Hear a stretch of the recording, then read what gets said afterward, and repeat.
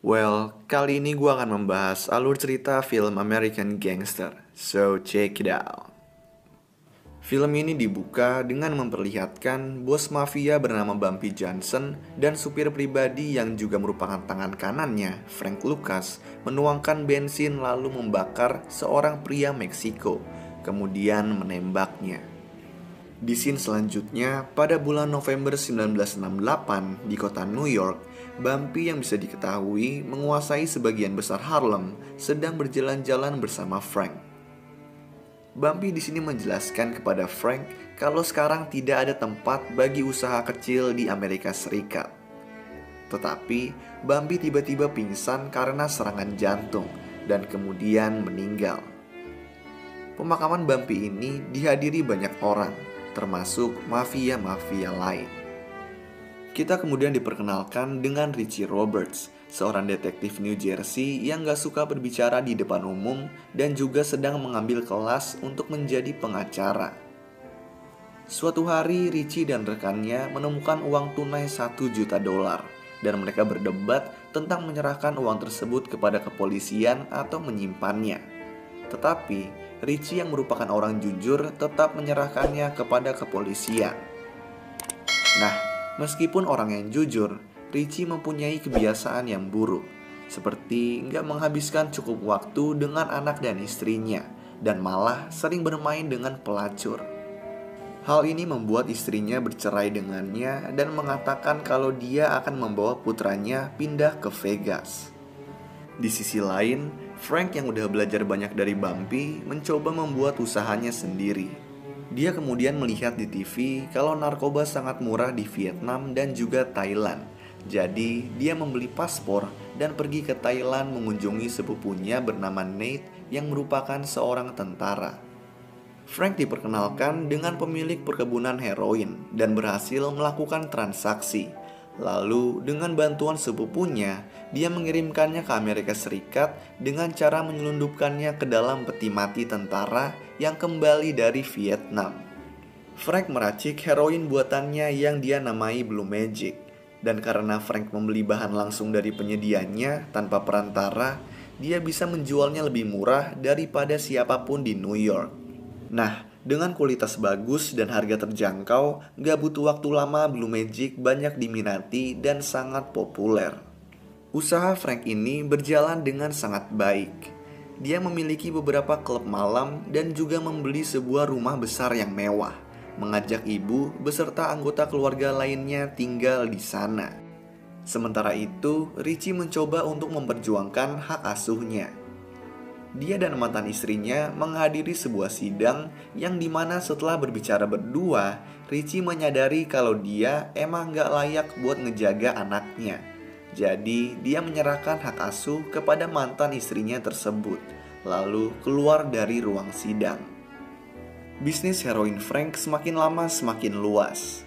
Dia kemudian meminta saudara-saudaranya untuk membantunya menjual Blue Magic dan memberi mereka uang untuk melakukan pekerjaan mereka. Gak lama setelahnya, Frank bertemu dan jatuh cinta dengan seorang ratu kecantikan Meksiko bernama Eva yang berhasil dia dekati. Di sisi lain, pada saat Richie dipromosikan, rekan kerjanya mengalami overdosis karena mengkonsumsi Blue Magic, yang membuat Richie ditugaskan untuk membentuk unit khusus pemberantas narkoba dengan target pengedar dan pemasok yang besar. Mereka tidak terlalu sukses pada awalnya, sehingga Richie memutuskan untuk memulai dari jalanan. Dia akhirnya menemukan Blue Magic dan mencoba mencari tahu siapa yang bisa menjual barang sebagus itu dengan harga yang murah. Richie kemudian meminjam $20.000 ke atasannya untuk membeli Blue Magic agar dia bisa mengikuti kemana si dealer membawa uangnya. Ketika si dealer diberi uang dan sampai ke sebuah restoran, detektif Trupo yang korup bersama teman-temannya mengambil uangnya secara paksa dari si dealer. Richie yang melihat hal itu mencegah Trupo dan menjelaskan kalau dia adalah detektif, lalu meminta uangnya kembali. Trupo gak suka dengan kehadiran Richie, tetapi masih mengembalikan uangnya dan memberitahu Richie untuk jangan pernah datang lagi ke New York secara diam-diam. Nah, Meskipun hidup mewah, Frank selalu memakai pakaian yang sederhana agar tidak mengundang perhatian. Tetapi suatu malam, atas saran Eva, dia pergi ke pertandingan tinju antara Muhammad Ali dan Joe Frazier menggunakan mantel bulu yang mewah. Dia juga duduk di kursi depan, kursi yang lebih baik daripada beberapa artis dunia dan juga mafia Itali. Bahkan, dia juga memiliki kesempatan untuk berjabat tangan dengan petinju Joe Louis. Richie melihat hal ini dan langsung curiga sama Frank, lalu menyelidikinya. Nah, di pertandingan tinju, ternyata Trupo juga memperhatikan Frank yang kemudian di saat pernikahan Frank dan Eva, dia bersama polisi korup lainnya menghentikan mobil Frank dan mengatakan kepadanya kalau dia ingin uang sebesar $10.000 setiap bulan untuk uang tutup mulut. Tentunya, ini membuat Frank pun menjadi kesal. Di sisi lain, Richie berhasil mengidentifikasi kalau pria yang dilihatnya adalah Frank Lucas dan ingin menangkapnya. Tetapi yang menjadi masalah adalah Richie tidak memiliki bukti kalau Frank adalah pengedar narkoba. Beberapa lama kemudian, Frank harus berurusan dengan mafia saingannya bernama Nicky Barnes. Nicky ini menjual heroin dengan nama Blue Magic, tetapi dia telah memotong pasokan dan menjualnya sendiri saat masih menggunakan nama merek milik Frank. Saat Frank menegurnya dengan baik-baik, Nicky malah marah-marah. Untungnya Frank sabar lalu memutuskan untuk pergi. Malamnya, Frank dan istrinya sedang membeli makanan, tetapi mereka tiba-tiba diserang oleh orang yang tidak dikenal dan hampir tertembak, yang kemungkinan ini adalah ulah Nicky atau suruhannya. Suatu malam, salah satu detektif di tim Richie melihat sepupu Frank bernama Jimmy hampir membunuh pacarnya. Kesempatan ini pun digunakan dengan baik oleh Richie dan timnya. Mereka menangkap Jimmy lalu menyuruhnya memakai alat pendengar suara di badannya untuk mendapatkan bukti dan informasi. Dari sinilah kemudian Richie mempelajari dan mengetahui tentang bagaimana Frank mengirimkan heroin ke Amerika Serikat.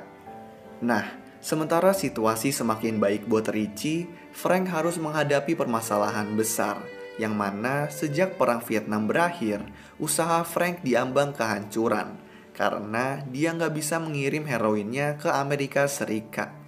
Richie bersama timnya pun mencari pesawat Amerika Serikat yang kembali dari Vietnam, tetapi tidak menemukan narkoba. Dia juga bekerja sama dengan Trupo yang marah pada Frank karena telah meledakkan mobilnya. Karena tahu Frank akan ditangkap, Trupo menggeledah rumah Frank dan mengambil uang simpanannya. Sementara itu, tindakan Richie menggeledah pesawat membuatnya bertengkar dengan beberapa jenderal Amerika, karena Richie membuat militer Amerika terlihat seperti menyelundupkan narkoba.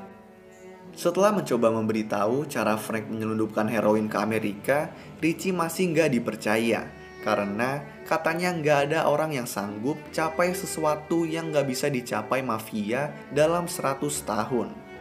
Richie dan timnya lalu mendapatkan surat perintah untuk menyerbu fasilitas pemrosesan heroin milik Frank, yang mana di sini mereka menangkap saudara Frank yang bernama Huey.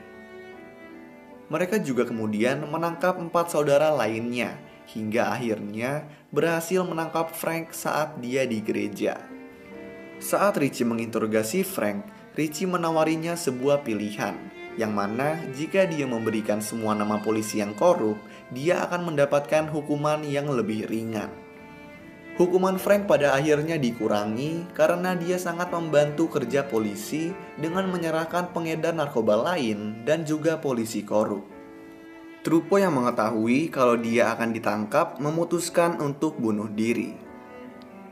Frank pun pada akhirnya dihukum 70 tahun penjara, tetapi karena telah bekerja sama dengan kepolisian, dia dibebaskan setelah 15 tahun, yaitu pada tahun 1991.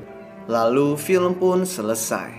So, itulah alur cerita film American Gangster. Kalau kalian punya rekomendasi film lain yang mau gue jelasin alur ceritanya, kalian bisa tulis di kolom komentar di bawah. Dan kalau kalian suka sama video ini, kalian bisa klik tombol like dan juga klik tombol subscribe supaya bisa mendapatkan update-update tentang video-video gue selanjutnya. So, thanks guys for watching. I hope you enjoyed and peace out.